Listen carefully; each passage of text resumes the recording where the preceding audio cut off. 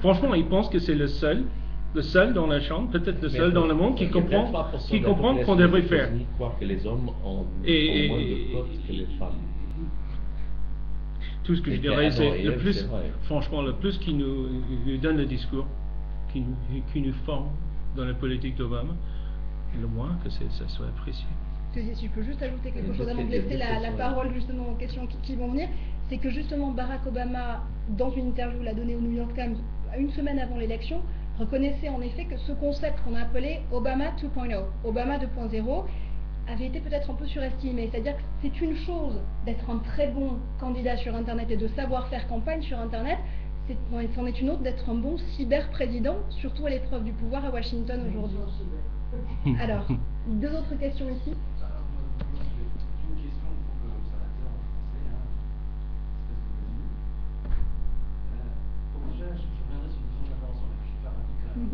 Monsieur disait c'est les médias qui ont en partie contribué à la situation d'Obama, qui ont tous les mois, etc. Donc, les médias qui sont traités de cette manière-là, ils étaient déjà de cette manière-là. En 2008, à l'époque, ça avait quand même marché. Non, les médias en 2008 étaient beaucoup favorables. C'est par rapport à ce que vous disiez tout à l'heure, par rapport au suivi de politique. Les démocrates vont dire c'est la faute des républicains, c'est la faute des républicains si Barack Obama a une situation, si on a cette crise économique, etc. Moi, ce que j'ai vu dans les politiques de Barack Obama, c'est pas quelque chose d'extrêmement différent de ce que c'est en gauche.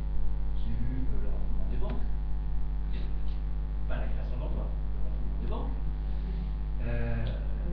J'ai vu peu d'actions vis-à-vis des États qui sont dans une situation quand même assez difficile par rapport aux personnes qui sont aujourd'hui sans logement, qui fait des crises subprimes. Donc, dans la politique générale de Barack Obama, j'ai pas vu vraiment une réelle volonté de relancer l'économie américaine. Et là-dessus, je ne suis pas d'accord avec vous quand vous dites, monsieur républicain, que c'est une politique rooseveltienne. Dans le sens où Roosevelt, ce qu'il a fait, c'est mettre en place un Glass-Steagall, qui a été discuté au Congrès il y a quelques temps déjà, c'est-à-dire une séparation de faculté de banque de dépôt et de d'affaires, et c'est réorienter l'argent vers une politique réellement de bons travaux, en particulier dans l'infrastructure, etc. Donc ma question, elle est simplement, est-ce que je vois les débats, disons, sur les différentes stratégies, qu'est-ce qu'il y a sur Twitter, etc. Est-ce que le problème et le résultat de ces votes, c'est pas avant tout une population, et en particulier jeune, c'est vrai, qui est censée rêver, penser à l'avenir, etc., qui a perdu cet espoir-là, parce qu'aucune politique réelle, alternative au système économique qui nous a conduit dans la crise d'aujourd'hui n'a été proposée par les deux candidats, par les différents partis. Ce serait difficile avec un taux de chômage qui se rapproche à 26% pour les 24-29 ce chrono aux États-Unis. Qu'est-ce qu'on va croire en quoi? C'est quoi le hope and change? Je te laisse parler. Bon, le renflouement des banques est évoqué sur les juges de Bush. Et pas du tout de Obama. Ouais? Ils allaient faire quoi? Laisser écouler totalement le système économique des États-Unis. Ce que nous avons fait par contre, c'est ensuite d'adopter les nouvelles réglementations qui contrôlent totalement le système financier, et notamment l'équivalent de nouveau Glass-Steagall qui sépare les banques d'investissement des banques de détail et qui réglementait également les sociétés d'assurance et qui également essaie de faire de contourner le système qui était de titrisation qui a permis les problèmes de crise des subprimes. C'est grâce à la titrisation, c'est tout simple, c'est un instrument qui est relativement simple en fait. Juridiquement, ça se fait d'ailleurs en France beaucoup, mais avec d'autres résultats, qui a permis ces crises. Et nous essayons de changer la réglementation bancaire pour le long terme, parce qu'il faudrait quand même que ça change. Mais il ne fallait pas non plus, n'oubliez pas à quel point le système était sur le point d'effondrement. Donc moi je défends Bush pour avoir fait une réglementation qui n'était pas parfaite, mais au moins il a sauvé la situation. Concernant l'emploi, on essaie de faire ce qu'on veut, mais il faut négocier avec le Congrès. Le Congrès est composé de deux chambres et de deux partis. Alors, les républicains ont insisté, on a insisté sur un certain nombre de choses pour même arriver à ce qu'on avait fait, notamment à peu près la moitié du système de plan de sauvegarde était dans les baisses d'impôts pour la classe moyenne et pas de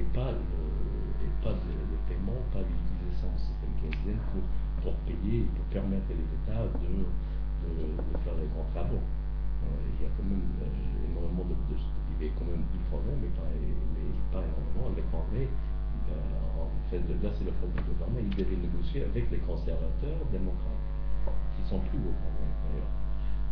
Ils étaient 49 sièges démocrates dans le Congrès actuel, étaient dans les circonscriptions qui avaient été gagnées par McCain.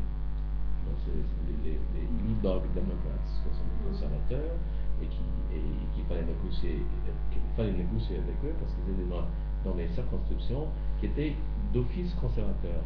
Donc ils avaient l'approche beaucoup plus conservateur que le reste du parti. Maintenant ils sont partis. Ce qui reste du Parti démocrate dans la Chambre des représentants est beaucoup plus progressiste qu'avant. Donc le programme démocrate pour les 2 ans, qui va être beaucoup plus progressiste qu'avant, ce qui était rare avant.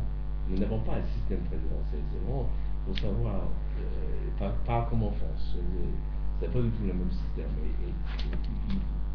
Le pouvoir du Parlement français est beaucoup plus petit, beaucoup plus réduit par rapport au pouvoir du Congrès. Donc quand vous avez les 2 chambres négociées, vous avez les 2 partis, c'est beaucoup, même si vous êtes le plus à gauche ou le plus à droite, vous avez par le système lui-même une obligation de compromettre. Donc, que vous soyez, que Obama pourrait être tout à fait le socialiste le plus rouge possible, mais n'ont pas pu gouverner à gauche parce qu'ils ont besoin de transiger avec le Congrès. Il faut dire, c'est pas moi qui dis que le stimulus d'Obama n'a pas marché, c'est 70% des Américains qui disent clairement ça n'a pas marché, j'ai pas vu l'impact. Je vois des affiches partout, on a dépensé 190 millions de dollars en mettant les affiches créées par le stimulus des États-Unis. Il y a des gens qui font des fanfares, ça c'est aussi Et notre président qui vient d'apprendre et d'admettre en télévision l'autre jour qu'il n'y a pas vraiment quelque chose qui s'appelle un shovel-ready project. Excusez-moi, le on-the-job training aurait dû arrêter maintenant. Hein. Franchement, on avait besoin d'un président qui pourrait traiter avec les problèmes actuels, pas en disant on a des centaines de millions de shovel-ready projects qui n'existent pas maintenant, il dit. Joe. Non, ça va. Joe, il n'a pas dit ou pas? Il n'a pas dit? Il ne l'a pas dit ou pas, Joe? C'est pas ridicule. Qu'est-ce qu'il a dit? Barack Obama a dit ça carrément sur télé. Il a fait, il a fait 8 ans comme gouverneur de l'État de Texas. Le quatrième. Le pouvoir le plus faible de tous les États. Joe, je te laisse parler quand même. Hein? On va peut-être prendre une autre question. Non, juste une dernière chose. Une dernière chose sur la question de réforme du système financier. Il y a un grand trou dedans. Et ça reflète quand même deux visions différentes. On n'a pas touché Fannie Mae et Freddie Mac. Il ne faut pas oublier. Les gens ont tendance de ne pas comprendre, moi non plus, le vrai problème avec Fannie Mae et Freddie Mac. Ces deux ensemble vont le même niveau, vaut l'économie de la France en transactions. Et aujourd'hui, on projette qu'on va au minimum, il faudra qu'on mette entre 600 et 700 milliards de plus d'ici fin d'année ou début de l'année prochaine pour les tenir à pied. Et notre grande réforme qui règle tout, n'a touché pas ces bébés du Parti démocrate. On va passer à la prochaine question, madame. Oui, elle est très courte, Daniel. Je voudrais savoir si le taux de chômage de la communauté noire s'est amélioré depuis que Obama est arrivé, ou ça s'est encore dégradé. Le taux de chômage a été Ils ne le pensent pas. Ils ne le pensent pas. Ils sont très déçus, mais ils restent avec le président. Mais ça tourne autour de 40%. Car oui, c'est 20 et... Comme les plus pauvres sont les premiers à partir, ça touche la communauté noire. Là, je pense que c'est injuste de critiquer Obama pour ça, ou critiquer pour la situation, mais spécifiquement la situation des Noirs, ça c'est une question historique qui reste dans notre économie, c'est une mauvaise chose, mais C'est pas la faute du président. Ça aurait été la même chose, je pense. Une autre question? C'est une question sur le modèle économique, parce qu'on a l'impression quand même qu'il y a moins de production, peut-être même une désindustrialisation comme dans notre pays, en France ou en Europe. Est-ce que, en termes de modèle économique, est-ce que vous ne pensez pas qu'il y a un risque d'être dans une économie un peu trop virtuelle et pas assez réelle, où il y a justement un manque de production et qu'il ne faut pas réindustrialiser tout? Moi, je pense que les deux parties sont conscients de ce problème. Il y a 40, si je m'abuse, il y a 40 000 petites usines, sociétés de fabrication qui ont disparu pendant les 8 ans de George Bush. Donc, quand Barack Obama parle de créer un green economy, c'est pas du tout une économie virtuelle, c'est vraiment de créer des nouveaux postes, des nouvelles entreprises qui fabriquent, qui travaillent dans le secteur de l'économie verte, dans la mesure du possible. Il ne faut pas retourner, on ne va pas recréer les usines d'acier et l'ancienne industrie qui a déjà fait ses jours. Il faut chercher autre chose et pour qu'il y ait quelque chose qui ne soit pas aussi facilement du jour au lendemain délocalisable. Mais j'ai une très bonne idée d'ailleurs. J'ai une très bonne idée pour la délocalisation.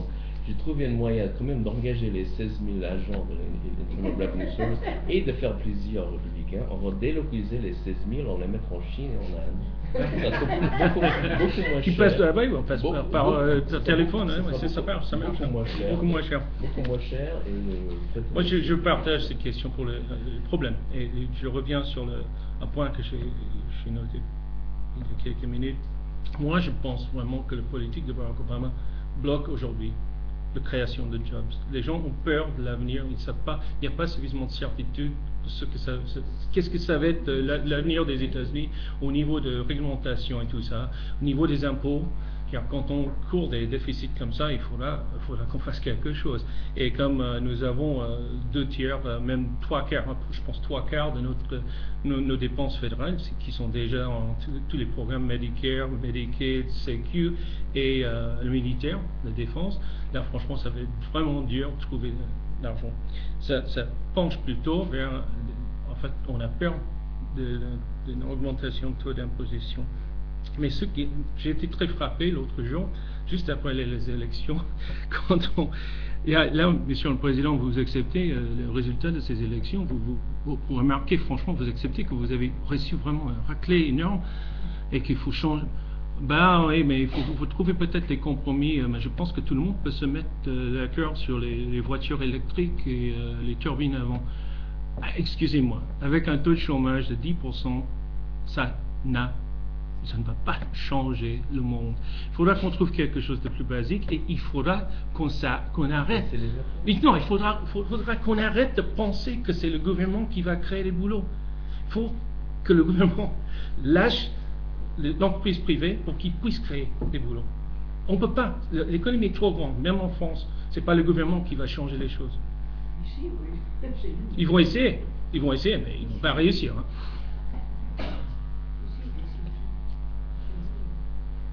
Est-ce qu'on a peut-être une dernière question de la salle? Oula, il y a plein de questions. Allez-y. Deux dernières questions. Deux dernières questions. Beaucoup. Qui est le candidat idéal pour les Républicains pour le moment? pour le président, vous dites? Oui. Ouais.